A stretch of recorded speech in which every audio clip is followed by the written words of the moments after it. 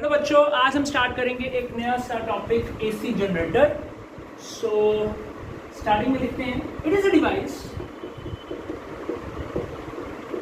A device which converts the electrical which converts the mechanical energy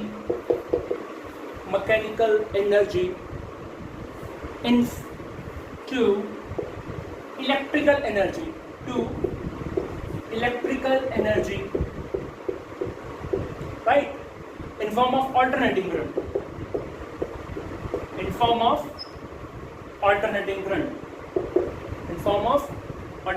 current, right? तो alternating current क्या है?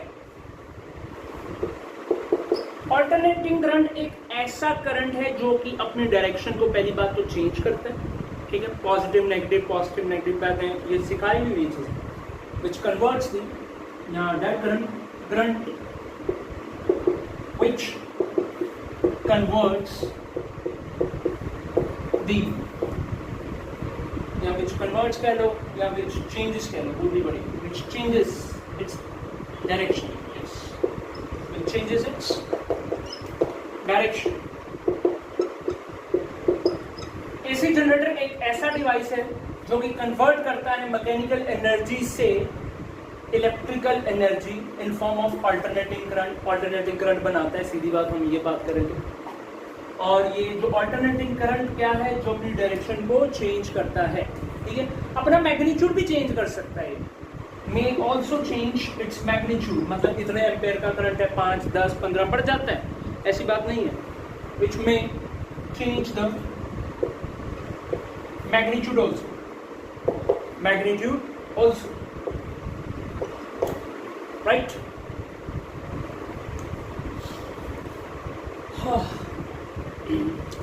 अब इसके प्रिंसिपल की बात करते हैं।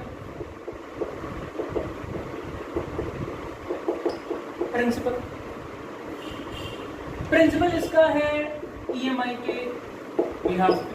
इसका जो बेसिक प्रिंसिपल है वो है EMI, electromagnetic induction.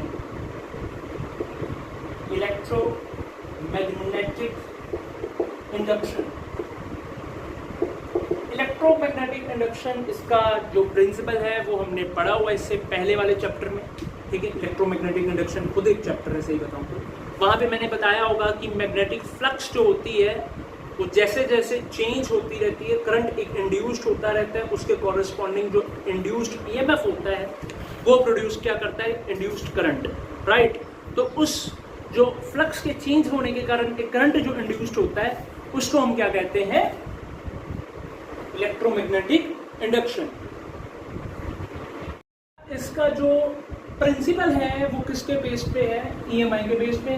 Faraday's law क्या कहता था, फैराडेज लॉ कहता है कि जैसे जैसे अगर चेंज हम कराते रहते हैं क्या, मैग्नेटिक फ्लक्स, है ना, मैग्नेटिक फ्लक्स जैसे जैसे अगर हम चेंज कराते जाएंगे, ये मैग्नेटिक फील्ड लाइंस जिसको हम कहते हैं, चेंज कराते जाएंगे किसके साथ, जो कि लिंक्ड है कंडक्टिंग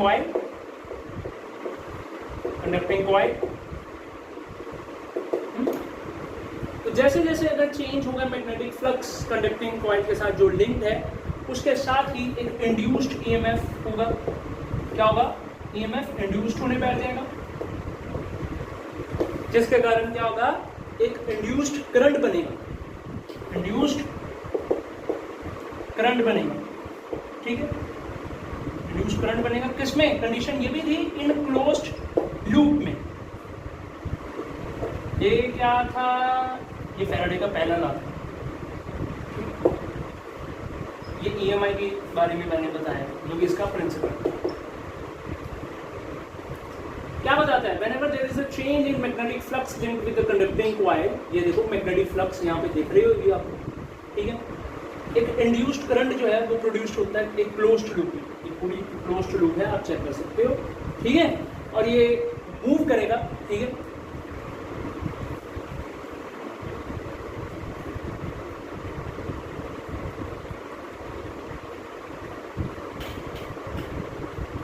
अब मैं इसकी एक कंस्ट्रक्शन और डायग्राम आपको समझाऊंगा किस तरीके से ये वर्क वगैरह करता है, ठीक है। तो चलो आगे बढ़ते हैं। ये मेरे पास आर्मेचर कॉइल है, ठीक है। नॉर्थ पोल साउथ पोल लगा दिए ताकि बीच में से मैग्नेटिक फील्ड लाइंस नॉर्थ से साउथ की तरफ आपको पता है जाती हैं। और ये मेरे पास S1 और S2 जो कि स्लिप रिंग्स इसको हम कहते हैं, स्लिप रिंग्स S1 और S2, और B1 B2 और ब्रशेस, ठीक है। मैं सारा कुछ बताऊंगा क्या क्या चीज़ें। तो पहले तो यहाँ पे देखो एक S1 है और एक अपने पास S2 है, ठीक है, जो कि स्लिप रिंग्स हैं। क्या है ये? स्लिप रिंग्स हैं जो कि कॉपर की बनी हुई है, ठीक है।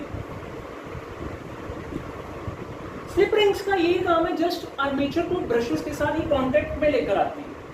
स्लिप रिंग्स का काम है, ये देखो, पता क्या होता है? ये जैसे एक रिंग्स है, लेट्स से ये मान लो एक रिंग्स है, ठीक है, ये रिंग्स है और ये आर्मेचर की ये तार है, ठीक है, कॉइल की एक तार है। लेट्स से ये बीच में इस तरीके से, ये मेरे पास एक कॉइल है, ठीक है, और ये बीच में से तार है इसकी, ऐसा वाला पार्ट, लेट्स से ये तार है, तो इस तरीके से बाहर की तरफ आउटवर्ड ये ऐसे ऐसे घूमती रहती है तार, लाइक दिस। एक बीच में एक रिंग है, तो बीच में इस तरीके से घूमती जाएगी ऐसे करके घूमती जाएगी। तो ये स्लिप रिंग्स है। स्लिप रिंग्स में से जो आर्मेचर की वायर है ऐसे ऐसे रोटेट होती जाएगी। चीज़ समझ लग रही है जो मैं कहना चाह रहा हूँ, ठीक है। तो ये फायदा है स्लिप रिंग्स का, वरना घूमेगा थोड़ी ना, ऑफकोर्स घूमेगा नहीं, मज़ा नहीं आएगा। इस तरीके से घूमेगा नहीं तो ये एकदम डायरेक्ट हो जाएगा, ये लगा वैसे। तो S1 S2 एक स्लिप रिंग्स है, ठीक है, जो कि क्या करती है, एक मेंटेन रखती है कॉन्टेक्ट किसके बीच में? आर्मेचर के बीच में और ब्रशेस के बीच में, ठीक है। तो लिख सकते हैं maintains, it maintains the contact between the armature coil and brush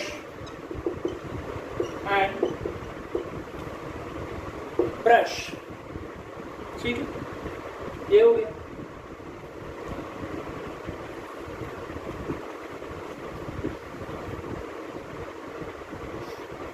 और ये B1 B2 ये ब्रशेस, ठीक है, यहाँ से करंट निकलता है, पैसेज होता है, ठीक है, पैसेज रास्ता यहाँ से निकलता है। मतलब आप ऐसा भी कह सकते हो B1 brushes, B1 2 and B1, these are the two brushes which makes the contact between the S1 and S2, which are the two slip rings, but with the load के साथ ये क्या करता है, एक कांटेक्ट बना देता है। तो लिख सकते हैं B1 and B2, right? These are the two brushes, कौन से? कार्बन के brushes, two carbon brushes, which makes the contact between the, which maintains the contact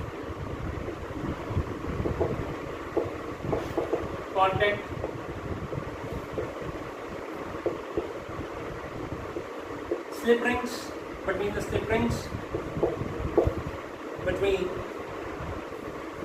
slip rings,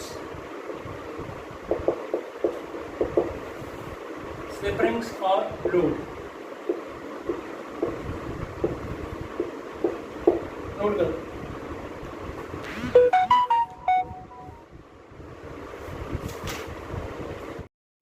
basic idea आप समझ गए हो, वर्किंग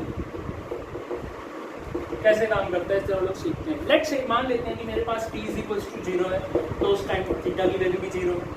कहने का मतलब ये है, आप ऐसा समझ लो, क्या ये नॉर्थ पोल, ये साउथ पोल, इस तरीके से मैंने बना दिया। चलो, यहाँ से बीच में से गुजर रही है, क्या गुजर रही है? मैग्नेटिक फील्ड लाइंस गुजर रही है, ठीक है। और इसको हम रोटेट भी करा रहे हैं, ऐसी बात नहीं है। अभी रोटेट नहीं हुआ, इसलिए मैंने थीटा की वैल्यू 0 रखी है, क्योंकि रोटेट नहीं मैंने की, ठीक है। अभी इस केस में जो कॉइल का प्लेन है, देख देता हूँ, प्लेन ऑफ कॉइल, ठीक है, is perpendicular to the magnetic field lines. हाँ बिल्कुल, मतलब ये है कि ये आप ऐसा कर लो, ये मेरे पास मैग्नेटिक फील्ड लाइंस हैं, ये मेरे पास प्लेन है, ठीक है, परपेंडिकुलर ही है, परपेंडिकुलर है, बिल्कुल ठीक। So plane of the coil is, मैं थीटा इज इक्वल टू 90 इसलिए नहीं लिखा क्योंकि मैंने भी रोटेट नहीं कराया, मेरा ये मकसद है। थीटा इज, जब थीटा इज अनदर थिंग, मैं जब कॉइल को कितना चेंज कराता हूँ वो थीटा है, ठीक है। तो plane of the coil is perpendicular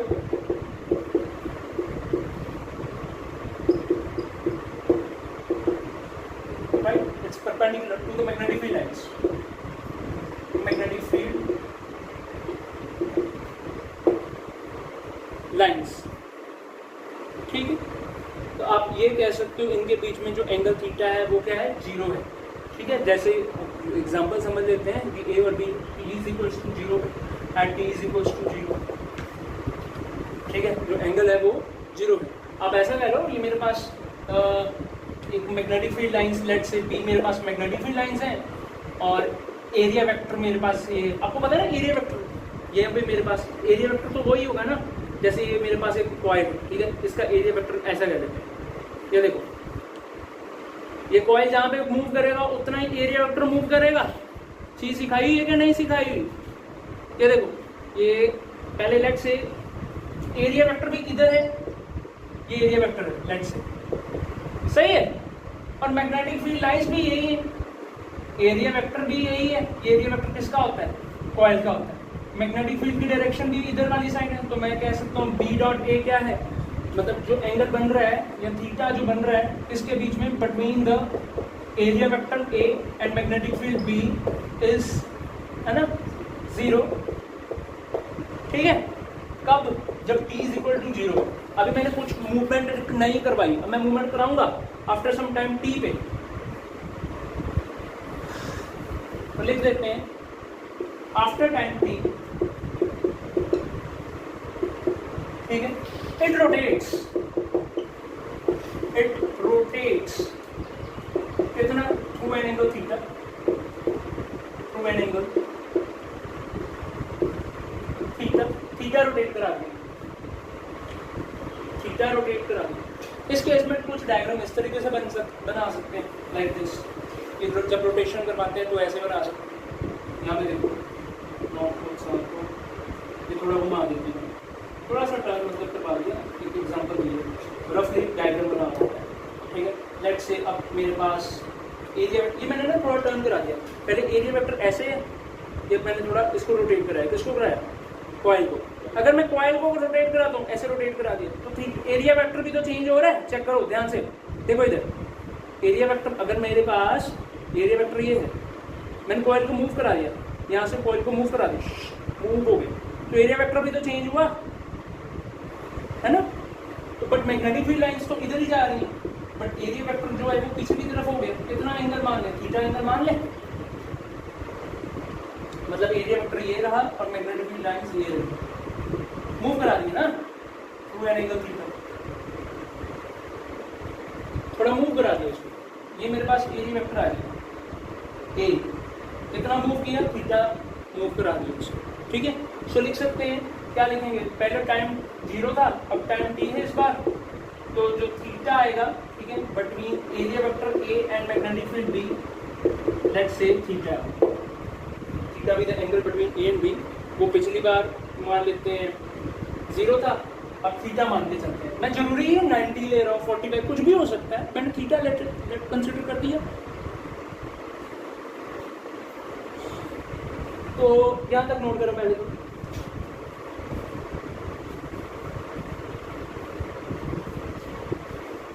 ठीक है। तो चलो मैं इसको इरेज कर ऊपर साथ, आगे बढ़ते हैं। लेट अस से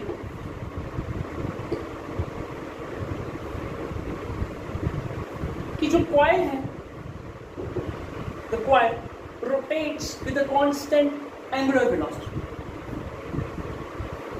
Coil rotates with a constant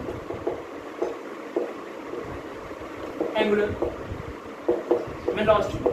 और angular velocity आपको पता है क्या होती है, ओमेगा, ठीक है। और ओमेगा मतलब angular velocity, एंगुलर वेलोसिटी होती है एंगुलर डिस्प्लेसमेंट अपॉन टाइम के। जैसे याद है वेलोसिटी होता था किसके बराबर, डिस्प्लेसमेंट अपॉन टाइम के। अगर वेलोसिटी डिस्प्लेसमेंट अपॉन टाइम के इक्वल होता था तो एंगुलर वेलोसिटी किसके होगा बराबर, एंगुलर डिस्प्लेसमेंट जिसको थीटा कहते हैं डिवाइडेड बाय टाइम के। सही है, तो आपके पास ये मामला आ जाता है। या फिर मैं ये भी कह सकता हूँ theta is equals to omega T, theta is equals to omega t.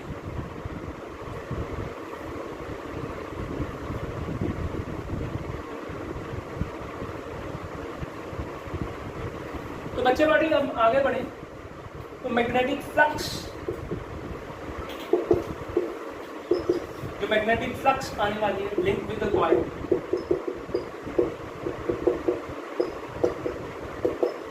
Magnetic flux link with the coil 5, वो किसके इक्वल आ जाएगा, that is B vector dot A vector, right. ये आपको पता है ए और A vector dot B vector किसके बराबर होता है, ए B cos theta, so B A cos theta. और थीटा क्या है, ओमेगा टी के इक्वल है, तो यहाँ पे थीटा की जगह ओमेगा टी लिख देता हूँ, ये आ जाएगा B A cos omega t. Magnetic flux 5 b।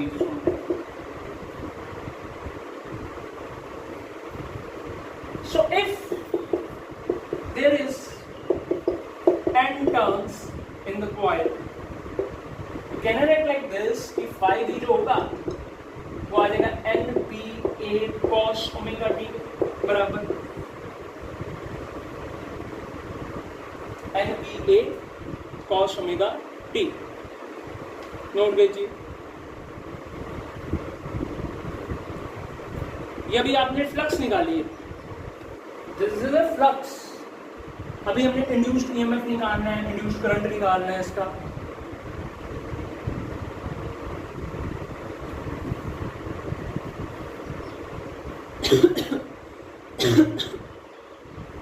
So this is a flux we have. आगे बढ़े,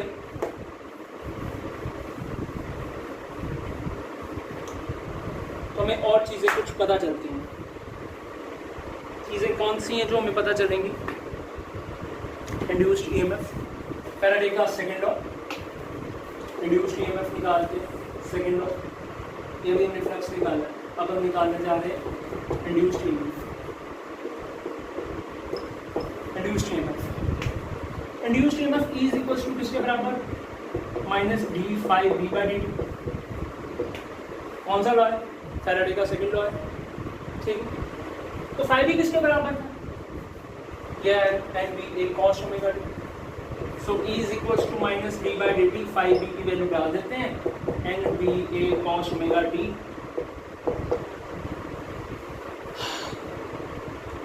तो ये दो चीजें कांस्टेंट है ना, एन बी ए बाहर लिख दो। तो डिफरेंशिएट हम किसका कर रहे हैं, माइनस की साइन आएगा। डिफरेंशिएट हम किसका कर रहे हैं, हम कर रहे हैं कॉस ओमेगा टी का। उसका डिफरेंशिएट होता है बेटा जी minus sine omega t, minus sine omega t. और ये ओमेगा टी का अगर से अलग डिफरेंशिएशन करें तो ये ओमेगा आ जाएगा साथ में, माइनस माइनस कैंसिल हो जाएगा। तो एन बी ए ओमेगा एक अलग तरीका से निकल गया, एन बी ए ओमेगा। इसको रेज कर देता हूँ नीचे।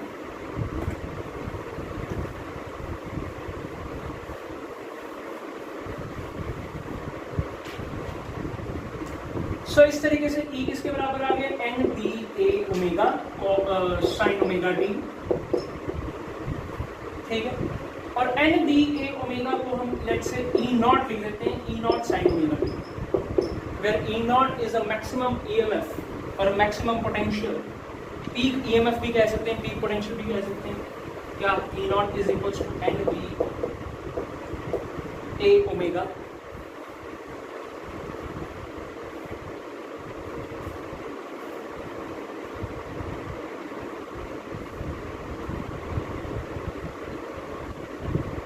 और अगर इंड्यूस्ड करंट निकालना हो तो आपको पता है ये एक मेथड होता है अपने पास, आई इज इक्वल टू किसके बराबर है, डेल्टा वी अपॉन आर के बराबर होता है ना। डेल्टा वी यहाँ पे क्या है, ई अपॉन आर, और ई अपॉन आर बोले तो E naught sine omega t E naught sine omega t और यहाँ पे डिवाइडेड बाय आर आ जाएगा। तो ई नॉट अपॉन आर, ये चेक करो, ये चेक करो, ई नॉट अपॉन आर, ये आई नॉट हो सकता है, E naught upon R, I naught लिख देता हूँ, ई नॉट अपॉन आर में I naught sine omega T. तो इस तरीके से हम इंड्यूस्ड करंट निकाल सकते हैं।